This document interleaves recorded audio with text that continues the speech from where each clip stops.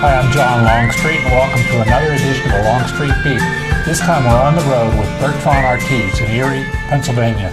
Bertrand, thanks so much for being with us today. Hello, John. Thanks for coming. What a great place you've got here in Cloud 9, your newest creation. How long have you been open here now? We just turned 3 years old. Excellent. And this is your second successful restaurant in Erie, correct? It is. Yeah. Tell me about the restaurants, how you get into the business, and what makes them successful.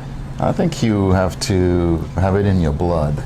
I think it's something that you keep in the back of your mind as you work for, in my case, for country clubs and various other restaurants, to someday being able to open your own place.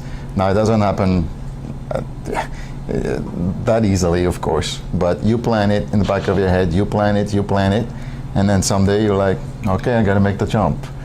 Sounds like perseverance has a lot to do with it. Yes, absolutely, lots of perseverance.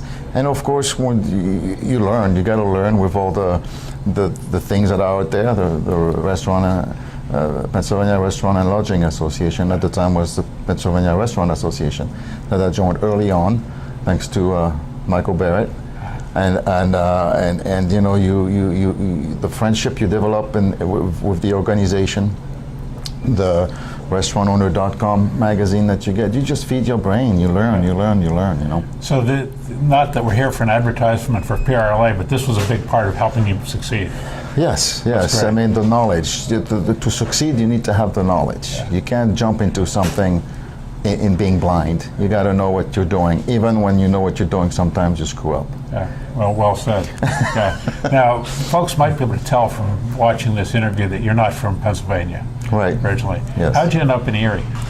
Well, I fell in love with an American girl in France, and she stayed with me over there for a year, and then she missed her country, so she said, "Well, let's go. You know, your turn to meet my country," and I came here and got married and stayed and started working. And is it a big shock? Yes. Yeah, a lot different. Well, I didn't know the language, so I had to learn the language first. Well, you do very well. So what was the biggest surprise when you came to this area versus where you grew up in France? Everything was big. Everything was just like in the movies. Uh-huh. So I felt like I was in the movies. You know, all the American movies that we watched as kids and young people. It's just like being there. Like you think you're in Hollywood coming to Erie. You know, Wow. You don't realize it's a small country. I mean, small town. What an interesting perspective. Well, Erie is, I think, the fourth biggest city in Pennsylvania. Right. That's pretty good. So this year, you were presented with the Faces of Diversity Award, which is maybe the most significant award presented by the National Restaurant Association and the Pennsylvania Restaurant and Lodging Association within the entire industry. Tell me a little bit about what this experience meant to you. This was very, very, just like you said, my best award so far, and I got a few over the years. Uh-huh. But this is the one I'm very proud of, because it's just the story of somebody that came in this country with nothing and then now is running two or now one restaurant and love this country, love everything all about it.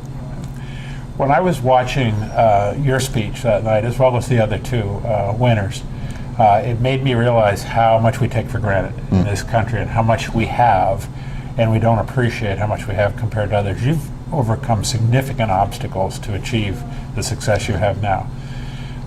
Based on these experiences, what advice would you give to other people that are trying to get a leg up in business? I think we'll go back to the beginning of our conversation. Learn. Know what you're getting into.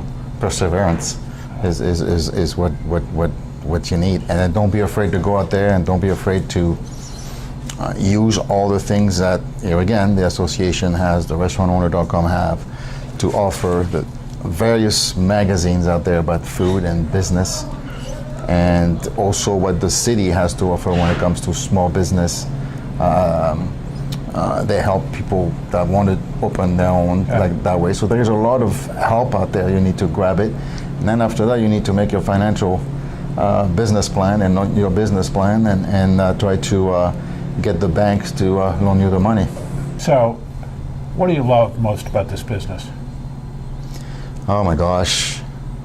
You know, I always if you complain a little bit about the stress and how difficult it is to run a business like that, it's a 7-day operation. 7 day, you go home, you go to sleep, you wake up, you say, oh, I forgot this, I forgot that. It's in your blood. I just love the whole thing, the hospitality, meeting the people you meet. It's unbelievable. Doctors, lawyers, workers, any kids. I remember kids that they used to come to my other place at 7 years old. Now they're getting married, having kids, and we're still in contact. Yes, Wow. So it's cool. Well, we appreciate your leadership within the industry and within the association. You're a wonderful person to work with and a great ambassador for us, and a great draw for downtown Erie, too. Yes, thank you, John. Thanks for being with us today. Thank you. And thank you for tuning in to another edition of the Longstreet Beat. We'll see you again next time.